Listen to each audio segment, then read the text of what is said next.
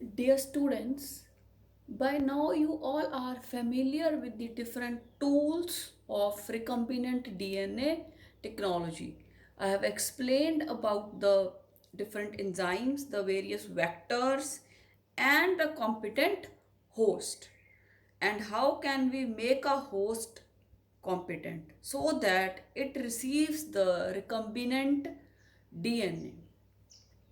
After that, we have to learn about the various processes of recombinant DNA technology.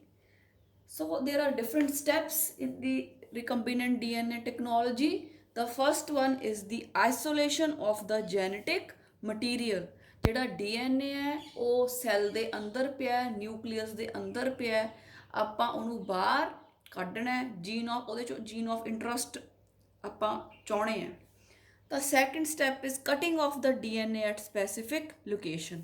Specific location ਕਿਹੜੀ ਹੈ? Palindromic sequence। ਤਾਂ ਪੈਲਿੰਡਰੋਮ ਤੇ ਆਪਾਂ DNA ਨੂੰ ਕੱਟ ਕਰਕੇ ਉਹਦੇ ਚੋਂ ਆਪਾਂ ਜੀਨ ਆਫ ਇੰਟਰਸਟ ਹੈ ਜਿਹੜਾ ਉਹ ਕੱਢਣਾ ਹੈ ਬਾਈ using restriction ਐਂਡੋਨਿਊਕਲੀਏਜ਼ਸ।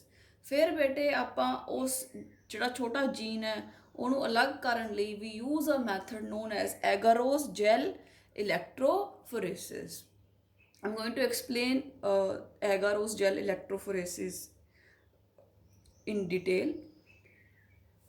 Then the fourth step is the amplification of gene of interest. Amplification means ਵਧਾਉਣਾ, ਮਾਤਰਾ ਨੂੰ ਵਧਾਉਣਾ।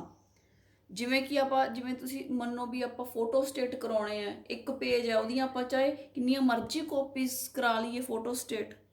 ਸੋ ਠੀਕ ਹੈ, ਇੱਕ ਚੀਜ਼ ਦੀਆਂ ਬਹੁਤ ਸਾਰੀਆਂ ਕਾਪੀਜ਼ ਬਣਾ ਲੈਣੀਆਂ ਇਸ ਕਾਲਡ ਐਸ ਐਂਪਲੀਫਿਕੇਸ਼ਨ।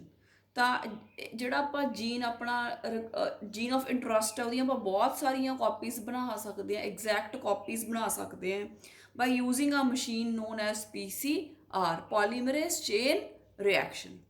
ਠੀਕ ਹੈ, ਜਦੋਂ ਆਪਣੇ ਕੋਲ ਬਹੁਤ ਸਾਰੀਆਂ ਕਾਪੀਜ਼ ਬਣ ਗਈਆਂ ਉਸ ਜੀਨ ਦੀਆਂ ਤਾਂ then we can insert that recombinant DNA into the host. ਫਿਰ ਆਪਾਂ ਹੋਸਟ ਦੇ ਵਿੱਚ ਪਾਵਾਂਗੇ, ਫਿਰ ਆਪਣੇ ਕੋਲੇ ਫੋਰਨ ਜੀਨ ਪ੍ਰੋਡਕਟਸ ਆ ਜਾਣਗੇ, ਪ੍ਰੋਟੀਨਸ ਆ ਜਾਣਗੇ ਤੇ ਹੋਰ ਜਿਹੜੇ ਆਪਾਂ ਨੂੰ ਪ੍ਰੋਡਕਟਸ ਆਪਾਂ ਜਿਹਦੇ ਕਰਕੇ ਆਪਾਂ ਐਕਸਪੈਰੀਮੈਂਟ ਕਰ ਰਹੇ ਹਾਂ, ਜਿਸ ਜਿਸ ਤਰ੍ਹਾਂ ਦਾ ਆਪਾਂ ਜੀਨ ਆਫ ਇੰਟਰਸਟ ਪਾਇਆ ਉਸ ਤਰ੍ਹਾਂ ਦੇ, ਜਿਵੇਂ ਆਪਾਂ ਇਨਸੂਲਿਨ ਦਾ ਪਾਇਆ ਤਾਂ ਆਪਾਂ ਨੂੰ ਇਨਸੂਲਿਨ ਦੇ ਪ੍ਰੋਟੀਨਸ ਬਣ ਕੇ ਸਾਹਮਣੇ ਆ ਜਾਣਗੇ।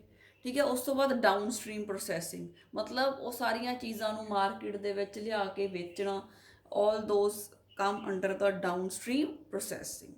So students, one by one I will be explaining about all the steps, all the different steps which are involved in the recombinant DNA technology. The first step which marks the process, ਜਿੱਥੋਂ process ਸ਼ੁਰੂ ਕਰਨਾ ਹੈ, the first step is the isolation of DNA। ਕਿ ਆਪਾਂ ਨੂੰ ਬੇਟੇ nucleus ਦੇ ਵਿੱਚ ਕਿੰਨਾ ਸਾਰਾ DNA ਪਿਆ, ਠੀਕ ਹੈ, ਆਪਾਂ ਉਹ ਵਾਲਾ DNA ਲੱਭਣਾ ਜਿਹਦੇ ਉੱਤੇ ਆਪਣਾ ਜੀਨ ਆਫ ਇੰਟਰਸਟ ਹੈ। ਤਾਂ ਜਿਹੜਾ DNA ਹੈ ਉਹ ਨਿਊਕਲੀਅਸ ਦੇ ਅੰਦਰ ਪਿਆ ਤੇ ਨਿਊਕਲੀਅਸ ਸੈੱਲ ਦੇ ਅੰਦਰ ਪਿਆ। ਸੈੱਲ ਦੇ ਬਾਹਰ ਪਲਾਜ਼ਮਾ ਮੈਂਬਰੇਨ ਹੈ ਤੇ ਸੈੱਲ ਵਾਲ ਹੈ। ਠੀਕ ਹੈ, ਹੁਣ ਆਪਾਂ ਨੂੰ ਅਗਰ ਆਪਾਂ DNA ਐਕਸਟਰੈਕਟ ਕਰਨਾ ਹੈ, ਆਪਾਂ ਨੂੰ DNA ਚਾਹੀਦਾ ਹੈ, we will have to break the plasma membrane. If it is a plant cell, we have to break the cell wall also, and then we have a nuclear membrane, right? So DNA is enclosed within the membranes to release the DNA ਨੂੰ ਬਾਹਰ ਕੱਢਣ ਲਈ। ਜਦੋਂ ਆਪਾਂ DNA ਨੂੰ ਬਾਹਰ ਕੱਢਾਂਗੇ, DNA ਜਿਹੜਾ ਹੈ ਉਹ ਨਿਊਕਲੀਅਸ ਦੇ ਅੰਦਰ ਪਿਆ ਹੈ, ਤਾਂ ਉੱਥੇ RNA ਵੀ ਹੋ ਸਕਦਾ, ਪ੍ਰੋਟੀਨਸ ਹੋ ਸਕਦੇ ਆ।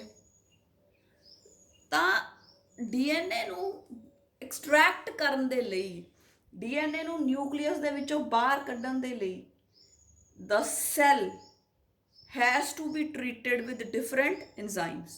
different enzymes ਦੀ ਹੈਲਪ ਨਾਲ ਆਪਾਂ ਜਿਹੜੀਆਂ ਸੈੱਲ ਵਾਲ ਹੈ, ਜਿਹੜੀ ਨਿਊਕਲੀਅਰ ਮੈਂਬਰੇਨ ਹੈ, ਉਹਨੂੰ ਤੋੜ ਸਕਦੇ ਹਾਂ ਤੇ DNA ਨੂੰ ਐਕਸਟਰੈਕਟ ਕਰ ਸਕਦੇ। ਸਪੋਜ਼ ਆਪਾਂ ਬੈਕਟੀਰੀਅਲ ਸੈੱਲ ਦੇ ਵਿੱਚੋਂ ਜਿਹੜਾ ਹੈ DNA ਐਕਸਟਰੈਕਟ ਕਰਨਾ ਹੈ, then we will use a enzyme known as lysozyme. If we have to do it with the plant cell, we will use the enzyme cellulase. If from a fungus, मान लो fungus ਦਾ DNA ਆਪਾਂ extract करना है, we will use chitinase because the fungus wall is made up of chitin. The plant cell wall is made up of cellulose. So cellulose ਨੂੰ ਕਿਹੜਾ enzyme digest ਕਰ ਸਕਦਾ ਹੈ? Cellulase. Chitin ਨੂੰ chitinase. RNA ਨੂੰ ribonuclease, right? And proteins ਨੂੰ protease, right? So with the help of these enzymes ਆਪਾਂ membrane ਤੋੜ ਲਾਂਗੇ DNA ਐਕਸਟ੍ਰੈਕਟ ਕਰਨ ਲਈ, ਪਲੱਸ ਜਿਹੜੇ RNA ਪ੍ਰੋਟੀਨਸ ਵਗੈਰਾ ਜਾਂ ਲਿਪਿਡਸ ਹੈ ਆਪਾਂ ਲਾਈਪੇਜ਼ਿਸ ਵਰਤ ਲਾਂਗੇ, ਉਹਨਾਂ ਨੂੰ ਇਹ ਐਂਜ਼ਾਈਮਸ ਵਰਤ ਕੇ RNA ਪ੍ਰੋਟੀਨ ਲਿਪਿਡਸ ਇਹਨਾਂ ਨੂੰ ਆਪਾਂ ਪੋਲੀਸੈਕਰਾਈਡਸ ਨੂੰ ਅਲੱਗ ਕਰ ਦਾਂਗੇ ਐਂਡ ਆਪਣੇ ਕੋਲੇ ਇੱਕ ਜਿਹੜਾ DNA ਹੈ ਉਹ ਆ ਜਾਏਗਾ, strand of DNA which is required for the further process. ਫਿਰ ਬੇਟੇ ਜਿਹੜਾ ਹੈ DNA ਨੂੰ ਜਦੋਂ ਆਪਾਂ ਇਹ ਐਂਜ਼ਾਈਮਸ ਨਾਲ ਟਰੀਟ ਕਰ ਲਿਆ, ਉਸ ਤੋਂ ਬਾਅਦ DNA ਨੂੰ ਪਿਊਰੀਫਾਈ ਕਰ ਸਕਦੇ ਹਾਂ, ਠੀਕ ਹੈ? DNA ਦੇ ਵਿੱਚ ਆਪਾਂ ਚਿਲਡ ਇਥੇਨੋਲ ਪਾ ਦਾਂਗੇ। ਚਿਲਡ ਇਥੇਨੋਲ ਮਤਲਬ ਬਹੁਤ ਜ਼ਿਆਦਾ ਘੱਟ ਟੈਂਪਰੇਚਰ ਤੇ ਇਥੇਨੋਲ ਟਾਈਪ ਆਫ ਅਲਕੋਹਲ, ਤਾਂ ਉਹਦੇ 'ਚ ਬੇਟੇ DNA ਦੇ ਪ੍ਰੈਸੀਪੀਟੇਟਸ ਬਣ ਜਾਣਗੇ, ਠੀਕ ਹੈ? ਤਾਂ DNA ਵਿਲ ਪ੍ਰੈਸੀਪੀਟੇਟ ਆਊਟ, ਅਲੱਗ ਹੋ ਜਾਊਗਾ। ਜਿਹੜਾ ਪਿਊਰੀਫਾਈਡ DNA ਹੈ ਉਹਦੇ ਵਿੱਚ ਜਿਹੜੀ ਕੋਈ ਵੀ ਇੰਪਿਊਰਿਟੀ ਆ ਉਹ ਅਲੱਗ ਹੋ ਜੂਗੀ, ਅਤੇ ਜਿਹੜਾ ਹੈ purified DNA it ultimately precipitates out after the addition of chilled ethanol, ਠੀਕ ਹੈ? ਹੁਣ ਆਪਣੇ ਕੋਲ ਜਿਹੜਾ ਹੈ ਪਿਊਰੀਫਾਈਡ DNA ਸਟ੍ਰੈਂਡ ਆ ਗਿਆ। ਹੁਣ ਆਪਾਂ ਨੂੰ ਪਤਾ ਹੈ ਬੇਟੇ ਸਪੋਜ਼ DNA ਦਾ ਸਟ੍ਰੈਂਡ ਤਾਂ ਇੰਨਾ ਲੰਬਾ ਹੈ, we need only this much part, ਹੈ ਨਾ? ਤਾਂ ਫਿਰ ਆਪਾਂ ਕੀ ਕਰਾਂਗੇ? ਫਿਰ ਬੇਟੇ ਦੋ ਸਟੈਪਸ ਕਰਨੇ ਪੈਂਦੇ ਹੈ। ਸਭ ਤੋਂ ਪਹਿਲਾਂ ਤਾਂ ਹੈ ਜਿਹੜਾ cutting of the DNA by restriction endonucleases, ਠੀਕ ਹੈ? ਰਿਸਟ੍ਰਿਕਸ਼ਨ ਐਂਡੋਨਿਊਕਲੀਏਜ਼ਸ ਜਿਹੜੇ ਜਿਹਨਾਂ ਨੂੰ ਆਪਾਂ ਮੋਲੀਕੂਲਰ ਸੀਜ਼ਰਸ ਵੀ ਕਹਿੰਦੇ ਆ, ਕਲੀਵਿੰਗ ਐਂਜ਼ਾਈਮਸ ਵੀ ਕਹਿੰਦੇ ਆ, ਉਹਨਾਂ ਦੀ ਹੈਲਪ ਨਾਲ ਆਪਾਂ ਜਿਹੜਾ DNA ਦਾ ਸਟ੍ਰੈਂਡ ਆਪਾਂ ਆਈਸੋਲੇਟ ਕਰ ਲਿਆ, we are going to cut it into fragments, छोटे छोटे pieces हो जाएंगे, fragments of the DNA। ਹੁਣ fragments ਤਾਂ ਹੋ ਗਏ, ਉਸ ਤੋਂ ਬਾਅਦ ਆਪਾਂ ਨੂੰ ਕਿਸ ਤਰ੍ਹਾਂ ਪਤਾ ਲੱਗੂਗਾ ਕਿ ਜੀਨ ਆਫ ਇੰਟਰਸਟ ਵਾਲਾ ਸੈਗਮੈਂਟ ਕਿਹੜਾ ਹੈ, ਠੀਕ ਹੈ? ਹੁਣ ਆ ਸਾਰੇ DNA ਦੇ ਹੋ ਜਾਣਗੇ, ਮਤਲਬ ਛੋਟੇ ਛੋਟੇ fragments, we need only this much. ਤਾਂ ਆਪਾਂ ਕਿਵੇਂ ਪਤਾ ਕਰਾਂਗੇ ਵੀ ਆ ਕਿੱਥੇ ਪਿਆ? With the help of a process called as agarose gel electrophoresis. Agarose gel electrophoresis. ਹੁਣ ਐਗਾਰੋਸ ਹੈ ਜਿਹੜੀ ਬੇਟੇ it is obtained from seaweeds, you already know, ਠੀਕ ਹੈ? Gelidium, like that, the algae, from a algae we can obtain the agarose gel. It is a soft gel, ਜਿਵੇਂ jelly ਖਾਣ ਵਾਲੀ ਹੁੰਦੀ ਉਸ ਤਰ੍ਹਾਂ ਦੀ। It is a soft gel and it has lots of pores, ਛੋਟੇ ਛੋਟੇ ਛੋਟੇ ਛੋਟੇ ਬਹੁਤ ਸਾਰੇ ਹੋਲਸ ਆਪਾਂ ਕਹਿ ਸਕਦੇ ਹਾਂ, ਬਹੁਤ ਛੋਟੇ ਛੋਟੇ ਪੋਰਸ ਬਹੁਤ ਜ਼ਿਆਦਾ ਹੁੰਦੇ ਹੈ ਜਿਹੜਾ ਹੈ ਐਗਾਰੋਸ ਜੈਲ। ਹੁਣ ਦੋ ਤਿੰਨ ਚੀਜ਼ਾਂ ਧਿਆਨ ਨਾਲ ਜਿਹੜੀਆਂ ਹੈ ਸੁਣ ਲੈਣੀਆਂ, ਕਿਸ ਤਰ੍ਹਾਂ ਇਹ ਪ੍ਰੋਸੈਸ ਹੁੰਦਾ ਹੈ। DNA ਬੇਟੇ ਯਾਦ ਰੱਖਣਾ ਹੈ, ਆਪਾਂ ਨੂੰ ਪਤਾ ਵੀ ਹੈ ਕਿ DNA ਜਿਹੜਾ ਹੈ ਨੈਗੇਟਿਵਲੀ ਚਾਰਜਡ ਹੁੰਦਾ ਹੈ and the negative charge move towards the positive charge, ਠੀਕ ਹੈ? ਤੇ ਇਸੇ ਪ੍ਰਿੰਸੀਪਲ ਤੇ ਆਪਾਂ ਜਿਹੜੇ DNA ਦੇ ਸੈਗਮੈਂਟਸ ਹੈ ਉਹਨਾਂ ਨੂੰ ਅਲੱਗ ਕਰ ਸਕਦੇ ਹਾਂ on the basis of there size through the sieving effect of ਐਗਾਰੋਸ gel. ਸੀਵਿੰਗ effect ਦਾ ਮਤਲਬ ਕਿ ਜਿਹੜੀਆਂ ਛੋਟੀਆਂ ਛੋਟੀਆਂ ਮੋਰੀਆਂ, ਠੀਕ ਹੈ, ਪੋਰਸ ਹੈ, ਉਹਨਾਂ ਦੇ ਵਿੱਚ ਦੀ ਜਿਹੜੇ ਫਰੈਗਮੈਂਟਸ ਹੈ ਉਹ ਲੰਘ ਸਕਦੇ। ਸੀਵ ਮੀਨਸ ਪੋਨਾ, ਜਿਵੇਂ ਚਾਹ ਪੂਣੀ ਨਾਲ ਆਪਾਂ ਚਾਹ ਪੁਣ ਲੈਂਦੇ ਹਾਂ, ਠੀਕ ਹੈ।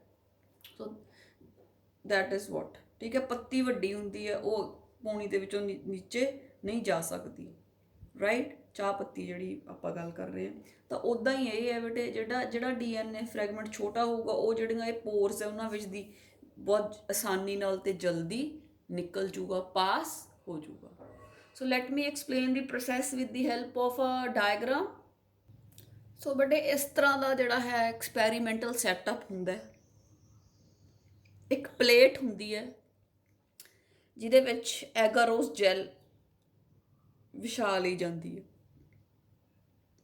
ਠੀਕ ਹੈ। ਮੈਂ ਬਲੂ ਕਲਰ 'ਚ ਦਿਖਾਈ ਹੈ, ਠੀਕ ਹੈ। ਬੈੱਡ ਬਣਾ ਲਿਆ ਜਾਂਦਾ ਐਗਾਰੋਸ ਜੈਲ ਦਾ। ਐਗਾਰੋਸ ਜੈਲ ਤਾਂ ਯੂਜ਼ ਕਰਦੇ ਹੈ ਕਿਉਂਕਿ ਜਿਹੜਾ DNA ਹੈ ਉਹ ਬਹੁਤ ਹੀ ਨਾਜ਼ੁਕ ਹੈ, ਠੀਕ ਹੈ। ਉਹ ਮਤਲਬ ਉਹਨੂੰ ਟੁੱਟਣ ਤੋਂ ਬਚਾਉਣ ਲਈ ਆਪਾਂ ਇੱਕ ਸੌਫਟ ਜਿਹੜਾ ਹੈ ਬੇਸ ਯੂਜ਼ ਕਰਨਾ ਹੈ, that is the agarose gel. Soft ਹੈ ਤਾਂ ਇਹਦੇ 'ਤੇ ਈਜ਼ੀਲੀ DNA ਜਿਹੜਾ ਹੈ ਉਹਨੂੰ ਆਪਾਂ ਰੱਖ ਸਕਦੇ ਹਾਂ ਅਤੇ DNA ਨੂੰ ਕੋਈ ਵੀ ਨੁਕਸਾਨ ਨਹੀਂ ਹੋਊਗਾ। ਫਿਰ ਬੇਟੇ ਉਸ ਤੋਂ ਬਾਅਦ ਆਪਾਂ ਜਿਹੜਾ ਹੈ ਕਰੰਟ ਸੈਟਅਪ ਕਰਦੇ ਹਾਂ। ਇੱਕ ਪਾਸੇ ਬੇਟੇ ਨੈਗੇਟਿਵ ਚਾਰਜ ਹੈ, ਕੈਥੋਡ ਹੁੰਦਾ, ਅਤੇ ਦੂਸਰੇ ਪਾਸੇ ਐਨੋਡ ਹੁੰਦਾ। And this is the setup for power supply.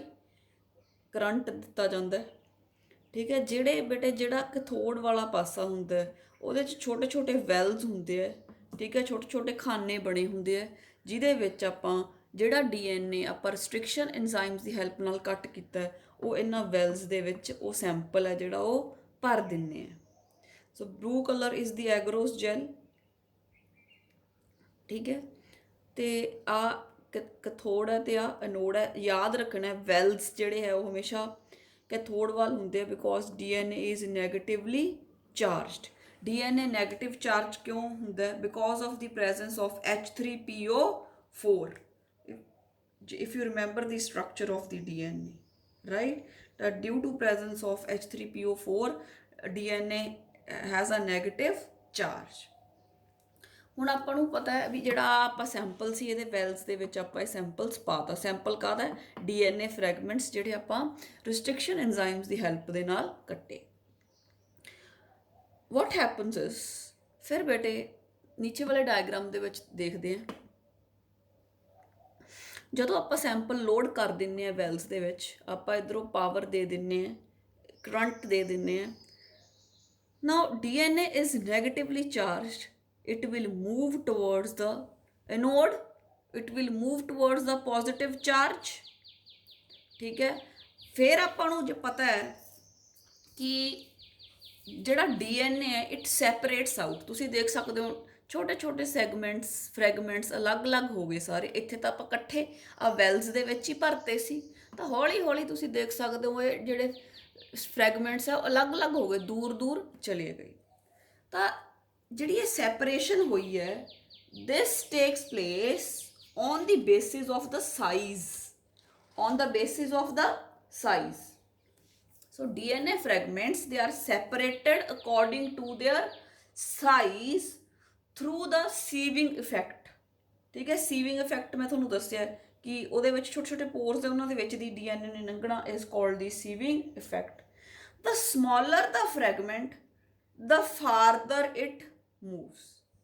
ਮਤਲਬ ਜਿਹੜੇ DNA ਦਾ ਸਾਈਜ਼ ਛੋਟਾ ਹੈ ਉਹਦਾ ਮੋਲੀਕੂਲਰ ਵੇਟ ਵੀ ਛੋਟਾ ਹੈ, ਥੋੜਾ ਹੈ। ਮਤਲਬ ਸਾਈਜ਼ ਛੋਟਾ means molecular weight is also less. ਜਿੰਨਾ ਛੋਟਾ ਹੋਊਗਾ ਓਨਾ ਚੁਸਤ ਹੋਊਗਾ, ਓਨੀ ਉਹਦੀ ਸਪੀਡ ਜ਼ਿਆਦਾ ਹੋਊਗੀ, ਠੀਕ ਹੈ।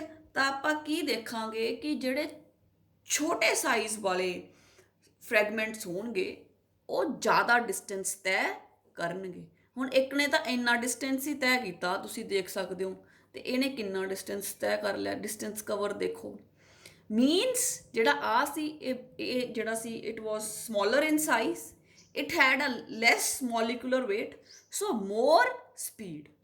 ਤਾਂ ਇੱਧਰੋਂ ਇਹ ਚੱਲਿਆ ਫਟਾਫਟ ਤੇਜ਼ੀ ਦੇ ਨਾਲ, ਇਹ ਐਨੋਡ ਵੱਲ ਵਧਿਆ ਕਿਉਂਕਿ ਇਹਦਾ ਜਿਹੜਾ ਵੇਟ ਸੀ ਉਹ ਘੱਟ ਸੀ, ਸਾਈਜ਼ ਛੋਟਾ ਸੀ, ਪੋਰਸ ਦੇ ਵਿੱਚੋਂ ਦੀ ਈਜ਼ੀਲੀ ਪਾਸ ਹੋ ਗਿਆ ਐਂਡ ਸਪੀਡ ਜ਼ਿਆਦਾ ਸੀ। ਤਾਂ ਜਿਹੜੀਆਂ ਹਾਈ ਮੋਲੀਕੂਲਰ ਵੇਟ ਵਾਲੇ ਆ ਉਹ ਆ ਪਏ, ਹਾਈ ਮੋਲੀਕੂਲਰ ਵੇਟ ਵਾਲੇ ਉਹ ਉੱਪਰ ਹੀ ਰਹਿ ਗਏ, ਉਹਨਾਂ ਤੋਂ ਥੋੜਾ ਹੀ ਡਿਸਟੈਂਸ ਕਵਰ ਹੋਇਆ। ਜਿਵੇਂ ਰੇਸ ਹੁੰਦੀ ਹੈ, ਸਪੋਜ਼ ਜਿਹੜੇ ਜ਼ਿਆਦਾ ਬੱਚੇ ਪਤਲੇ ਹੁੰਦੇ ਆ ਉਹ ਅੱਗੇ ਨਿਕਲ ਜਾਂਦੇ ਆ, ਜਿਹੜੇ ਥੋੜੇ ਜਿਹੇ ਮੋਟੇ ਹੁੰਦੇ ਆ ਉਹ ਪਿੱਛੇ ਰਹਿ ਜਾਂਦੇ ਆ, right. So same is hair.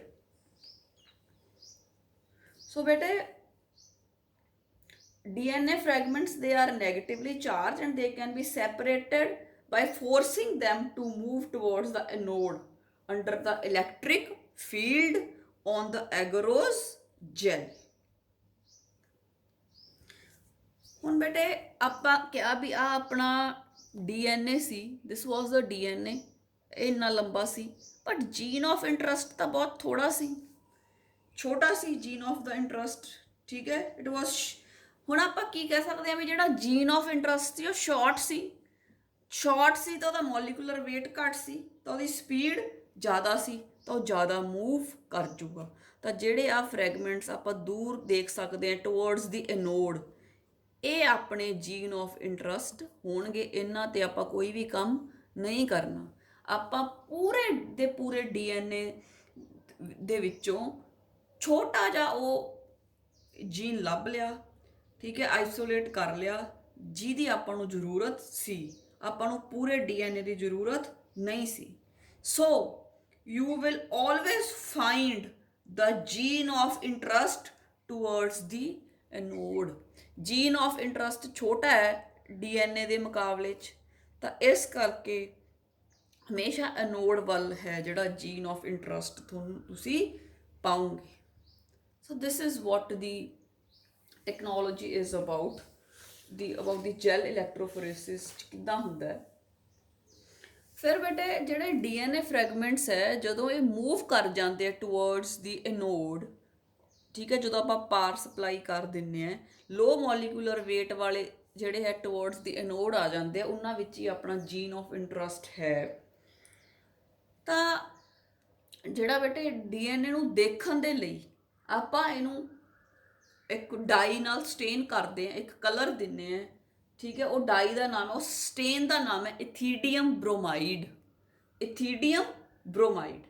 ਜਦੋਂ ਬੇਟੇ ਆਪਾਂ DNA ਫਰੈਗਮੈਂਟਸ ਦੀ ਸਟੇਨਿੰਗ ਕਰ ਦਿੰਦੇ ਹਾਂ, ਇਥੀਡੀਅਮ ਬ੍ਰੋਮਾਈਡ ਡਾਈ ਪਾ ਦਿੰਦੇ ਹਾਂ, ਤੇ ਉਸ ਤੋਂ ਬਾਅਦ ਅਲਟਰਾ ਵਾਇਲਟ ਰੇਡੀਏਸ਼ਨਸ ਪਾਉਣੇ ਹੈ, ਤਾਂ ਜਿਹੜੇ ਇਹ ਬੈਂਡਸ ਹੈ ਬੇਟੇ ਔਰੇਂਜ ਕਲਰ ਦੇ ਬੈਂਡਸ ਚਮਕਦੇ ਹੈ, ਔਰੇਂਜ ਕਲਰ ਦੇ। ਨਹੀਂ ਤਾਂ ਇਹ ਟਰਾਂਸਪੇਰੈਂਟ ਸੀ ਤੇ ਐਗਰੋਸ ਜੈਲ ਦੇ ਉੱਪਰ ਆਪਾਂ ਨੂੰ ਦਿਖਣੇ ਹੀ ਨਹੀਂ ਸੀ, ਠੀਕ ਹੈ। ਤਾਂ ਇਹ ਅੱਛੀ ਤਰ੍ਹਾਂ ਨਾਲ ਆਪਾਂ ਨੂੰ ਦਿਖਣ, ਆਪਾਂ ਸਟੇਨ ਕਰ ਲਿਆ ਵਿਦ ਇਥੀਡੀਅਮ ਬ੍ਰੋਮਾਈਡ। ਉਸ ਤੋਂ ਬਾਅਦ ਆਪਾਂ ਅਲਟਰਾ ਵਾਇਲਟ ਰੇਡੀਏਸ਼ਨਸ ਪਾ ਦੀਆਂ, ਤੇ ਔਰੇਂਜ ਕਲਰ ਦੇ ਜਿਹੜੇ ਬੈਂਡਸ ਹੈ DNA ਦੇ ਵਿੱਚ ਦਿਸਣ, ਔਰੇਂਜ ਕਲਰ ਦੇ ਬੈਂਡਸ DNA ਦੇ ਜੈਲ ਦੇ ਵਿੱਚ ਈਜ਼ੀਲੀ ਦਿਸਣ ਲੱਗ ਜਾਂਦੇ। ਤਾਂ ਤੁਸੀਂ ਦੇਖ ਸਕਦੇ ਹੋ ਬੇਟੇ, ਥੋੜਾ ਡਾਇਗਰਾਮ ਮੈਂ ਥੋੜਾ ਇਸ ਤਰੀਕੇ ਦਾ ਬਣਾਇਆ ਕਿ ਤੁਹਾਨੂੰ ਈਜ਼ੀਲੀ ਸਮਝ ਆ ਜਾਏ। ਵੈਲਜ਼ ਸੀ, ਇਹਦੇ ਵਿੱਚ DNA ਫਰੈਗਮੈਂਟਸ ਨੇ ਮੂਵ ਕਰਨਾ ਸ਼ੁਰੂ ਕਰਤਾ towards the positive charge, towards the anode on the agarose gel. ਇੱਥੇ ਬੇਟੇ ਸਾਰੇ ਫਰੈਗਮੈਂਟਸ ਅਲੱਗ-ਅਲੱਗ ਹੋ ਗਏ, ਇਥੀਡੀਅਮ ਬ੍ਰੋਮਾਈਡ ਨਾਲ ਸਟੇਨ ਕਰਕੇ they are giving a orange look. Longer molecules ਉੱਪਰ ਰਹਿ ਗਏ, ਸ਼ਾਰਟਰ ਨੀਚੇ ਆ ਗਏ। ਜਿਹੜੇ ਆ ਇੱਧਰ ਅਨੋਡ ਹੈ, ਜਿਹੜੇ ਆ ਗਏ ਸ਼ਾਰਟਰ ਮੋਲੀਕਿਊਲਸ, ਇਹਨਾਂ ਵਿੱਚ ਹੀ ਆਪਣਾ ਜੀਨ ਆਫ ਇੰਟਰਸਟ ਹੈ। ਤਾਂ ਆਪਾਂ ਪੂਰੇ DNA ਦੇ ਸਟ੍ਰੈਂਡ ਤੋਂ ਛੋਟਾ ਜਿਹਾ ਜਿਹੜਾ ਜੀਨ ਆਫ ਇੰਟਰਸਟ ਹੈ ਉਹ ਲੱਭਣਾ ਕਿੰਨਾ ਆਸਾਨ ਕਰ ਲਿਆ with the help of the agarose gel electrophoresis. ਫਿਰ ਬੇਟੇ ਜਿਹੜੇ ਆ DNA ਦੇ ਬ੍ਰੈਂਡਸ ਸੈਪਰੇਟ ਹੋ ਗਏ, ਠੀਕ ਹੈ। ਇਹਨਾਂ ਨੂੰ ਬੇਟੇ ਇਹਨਾਂ ਨੂੰ ਇੱਥੋਂ ਕੱਟ ਕਰ ਲਿਆ ਜਾਂਦਾ ਇਸ ਤਰ੍ਹਾਂ, ਠੀਕ ਹੈ, ਕੱਟ ਕਰਕੇ ਤੇ ਐਗਰੋਸ ਜੈਲ ਦੇ ਉੱਪਰੋਂ ਉਹਨਾਂ ਨੂੰ ਚੱਕ ਲਿਆ ਜਾਂਦਾ ਹੈ। The separate bands of DNA are cut out from the gel and extracted from the gel piece. ਪਹਿਲਾਂ ਇੱਥੋਂ ਜੈਲ ਦੇ ਸਣੇ ਇਹਨੂੰ ਕੱਟ ਲਾ ਕੇ ਚੱਕ ਲਾਂਗੇ, ਫਿਰ ਜੈਲ ਨੂੰ ਅਲੱਗ ਕਰ ਦਿਆਂਗੇ, ਤੇ ਜਿਹੜਾ ਛੋਟਾ ਜਿਹਾ DNA ਦਾ ਫਰੈਗਮੈਂਟ ਹੈ ਉਹਨੂੰ ਅਲੱਗ ਕਰ ਲਾਂਗੇ। This process is called as elution. This is called as elution. ਜਦੋਂ DNA ਦੇ ਬੈਂਡਸ ਬਣ ਗਏ, DNA ਦੇ ਬੈਂਡਸ ਨੂੰ ਐਗਰੋਸ ਜੈਲ ਤੋਂ ਸੈਪਰੇਟ ਕਰਨਾ, this process is called as elution. So this is the all about the gel electrophoresis, and in the next step ਕੀ ਕਰਨਾ ਹੁੰਦਾ ਹੈ। ਹੁਣ ਦੇਖੋ ਆਪਾਂ ਸਭ ਤੋਂ ਪਹਿਲਾਂ ਆਪਾਂ ਕੀ ਕੀਤਾ, ਉਹਦੀ ਵਾਲ ਬ੍ਰੇਕ ਕਰਕੇ with the help of different enzymes ਆਪਾਂ ਡੀਐਨਏ ਨੂੰ ਆਈਸੋਲੇਟ ਕੀਤਾ। ਫਿਰ ਜਿਹੜਾ ਡੀਐਨਏ ਦਾ ਲੰਬਾ ਸਟ੍ਰੈਂਡ ਸੀ ਉਹਨੂੰ ਰਿਸਟ੍ਰਿਕਸ਼ਨ ਐਂਡੋਨਿਊਕਲੀਓਸਿਸ ਦੀ ਹੈਲਪ ਨਾਲ ਆਪਾਂ ਕੱਟ ਕੀਤਾ ਟੂ obtain ਫਰੈਗਮੈਂਟਸ। ਉਸ ਫਰੈਗਮੈਂਟਸ ਦੇ ਵਿੱਚੋਂ ਜੀਨ ਆਫ ਇੰਟਰਸਟ ਲੱਭਣ ਲਈ ਆਪਾਂ ਕੀਤਾ ਐਗਰੋਸ ਜੈਲ ਇਲੈਕਟ੍ਰੋਫੋਰੇਸਿਸ। H3PO4 ਗਰੁੱਪ ਦੇ ਕਾਰਨ ਡੀਐਨਏ ਨੈਗੇਟਿਵਲੀ ਚਾਰਜਡ ਹੈ। ਇਸੇ ਚੀਜ਼ ਨੂੰ ਆਪਾਂ ਯੂਜ਼ ਕਰਦੇ ਹੋਏ ਡੀਐਨਏ ਨੂੰ ਕਰੰਟ ਦੀ ਪ੍ਰੈਜ਼ੈਂਸ ਦੇ ਵਿੱਚ ਮੂਵ ਕਰਾਉਣੇ ਆ from the ਕੈਥੋਡ towards the anode. ਕੈਥੋਡ ਵੱਲ ਵੈਲਸ ਹੁੰਦੇ ਆ, ਠੀਕ ਹੈ, ਦਿਸ ਇਜ਼ ਦੀ ਕੈਥੋਡ, ਇੱਧਰ ਵੈਲਸ ਹੈ। ਐਂਡ ਜਿਹੜਾ ਡੀਐਨਏ ਫਰੈਗਮੈਂਟਸ ਹੈ ਦੇ separate on the basis of there size, ਕਿਉਂਕਿ ਜਿਨ੍ਹਾਂ ਦਾ ਸਾਈਜ਼ ਛੋਟਾ ਹੋਊਗਾ ਉਹਨਾਂ ਦਾ ਮੋਲੀਕੂਲਰ ਵੇਟ ਘੱਟ ਹੋਊਗਾ, ਉਹਨਾਂ ਦੀ ਸਪੀਡ ਜ਼ਿਆਦਾ ਹੋਊਗੀ। ਪਲੱਸ ਦੀ ਸੀਵਿੰਗ ਇਫੈਕਟ, ਜਿਹੜੀ ਐਗਾਰੋਸ ਜੈਲ ਹੈ it has small pores that is, ਉਹਦੇ ਵਿੱਚੋਂ ਦੀ ਜਦੋਂ ਪਾਸ ਹੁੰਦੇ ਆ we call it as a sieving effect. So ਆਹ ਸਾਰੀਆਂ ਚੀਜ਼ਾਂ ਜਿਨ੍ਹਾਂ ਦੇ ਨਾਲ ਆਪਾਂ gene of interest of the obtain ਕਰ ਲਿਆ। So in the next video I will explain about the amplification, ਕਿ ਜਿਹੜਾ ਇਹ ਜੀਨ ਆਫ ਇੰਟਰਸਟ ਆ ਗਿਆ, ਠੀਕ ਹੈ, ਇਹ ਬਹੁਤ ਥੋੜਾ ਜਿਹਾ ਹੈ, ਇੰਨੇ ਕੁ ਨਾਲ ਆਪਣਾ ਐਕਸਪੈਰੀਮੈਂਟ ਨਹੀਂ ਹੋਣਾ, ਇਹਦੀਆਂ ਆਪਾਂ ਥਾਊਜ਼ੈਂਡਸ ਆਫ ਕਾਪੀਜ਼ ਬਣਾ ਸਕਦੇ ਹਾਂ ਤਾਂ ਕਿ ਆਪਾਂ ਐਕਸਪੈਰੀਮੈਂਟਸ ਕਰ ਸਕੀਏ, ਰਾਈਟ। ਬਾਇਓਟੈਕਨੋਲੋਜੀ ਕੀ ਹੈ, ਪ੍ਰੋਡਕਸ਼ਨ ਹੋਣਾ ਲਾਰਜ ਸਕੇਲ, ਮਾਸ ਪ੍ਰੋਡਕਸ਼ਨ। ਤਾਂ ਆ ਤਾਂ ਹੁਣ ਸਪੋਜ਼ ਆਹ ਵਾਲਾ ਜੀਨ ਆਫ ਇੰਟਰਸਟ ਸੀ ਬਹੁਤ ਛੋਟਾ, ਇਹਦੇ 'ਤੇ ਆਪਾਂ ਕਿਵੇਂ ਕਰਾਂਗੇ ਇਹਦੇ ਨਾਲ ਸਾਰੇ ਐਕਸਪੈਰੀਮੈਂਟਸ। ਤਾਂ ਇਹਦੀਆਂ ਬਹੁਤ ਸਾਰੀਆਂ ਕਾਪੀਜ਼ ਆਪਾਂ ਬਣਾ ਸਕਦੇ ਹਾਂ by using PCR, which I'll be explaining in the coming session.